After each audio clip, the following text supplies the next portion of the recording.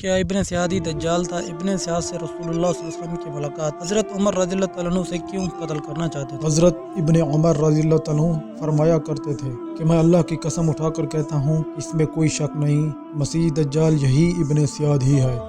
کیا مدینے میں رہنے والا ابن سیاد ہی اسد دجال تھا؟ یہ وہ سوال ہے جس کے جواب مبہم ہے اور کوئی بھی اس کی حقیقت پوری طرح بیان نہیں کر پایا۔ ابن سیاد کا اصل نام سیف تھا اور بعض حضرات نے عبداللہ کہا ہے۔ وہ ایک یہودی تھا جو مدینہ کا باشندہ تھا۔ وہ جادوگری کا زبردست ماہر تھا اور اس کی وجہ سے اس کی شخصیت بڑی پراسرار بن کر رہ گئی تھی۔ اسلام اور مسلمانوں کے تعلق سے اس کی حقیقت کو مختصر طور پر یوں ظاہر کیا جاتا ہے کہ وہ ایک بڑا فتنہ تھا جس میں مسلمانوں کو مبتلا کر کے ان کا امتحان لے گیا تھا۔ ان کے حالات بڑے مختلف تھے اور اس بنا پر صحابہ کرام رضی اللہ تعالیٰ عنہ کے درمیان بھی اس کے حیثیت کی تعین میں اختلاف تھا۔ حضرت عبداللہ بن عمر رضی اللہ تعالیٰ عنہ سے روایت ہے کہ ایک دن حضرت عمر فاروق صحابہ کرام ایک جماعت میں شامل ہو کر رسول اللہ صلی اللہ علیہ وسلم کے ساتھ ابن سیاد کے پاس گئے اور انہوں نے اس کو یہودیوں کے ایک قبیلہ بنو مغالہ کے محل میں بچوں کے ساتھ کھیلتا ہوا پایا۔ وہ اس وقت سن بلوغ کے بہت قریب پہنچ چکے تھے۔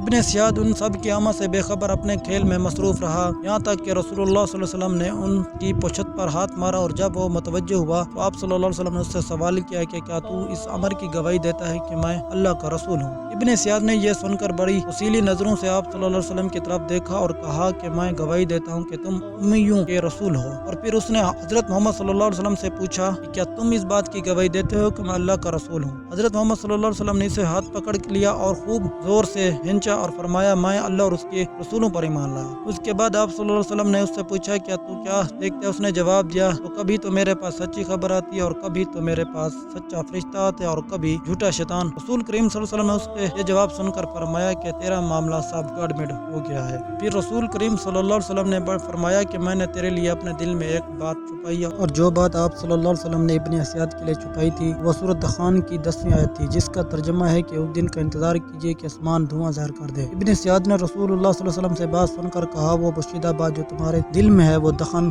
ہے۔ آپ صلی اللہ علیہ وسلم نے یہ سن کر فرمایا دور ہٹ، تو اپنے اوقات سے آگے ہرگز نہیں بڑھ سکے گا۔ حضرت عمر فاروق رضی اللہ تعالیٰ عنہ یہ صورتحال دیکھ کر عرض کیا کہ یا رسول اللہ صلی اللہ علیہ وسلم اگر آپ مجھے اجازت دیں تو میں اس کی گردن اڑا دوں۔ رسول کریم صلی اللہ علیہ وسلم نے فرمایا ابن سیاد اگر وہی دجال ہے جس کے آخر زمان میں نکلنے کی اطلاع دی گئی ہے تو پھر تم اس پر مسلط نہیں ہو سکو گے، یعنی اس کو قتل کرنے پر قادر نہیں ہو سکو گے، کیونکہ اس کو قتل کرنے کا تو صرف حضرت عیسیٰ علیہ السلام کے لیے مقدر ہے۔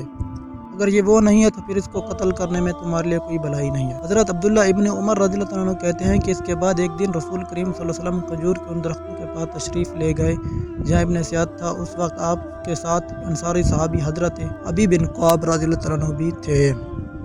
آج کے لیے اتنا ہی کافی ہے، آگے جاننے کے لیے ہماری ویڈیو ضرور دیکھیے۔ اللہ حافظ۔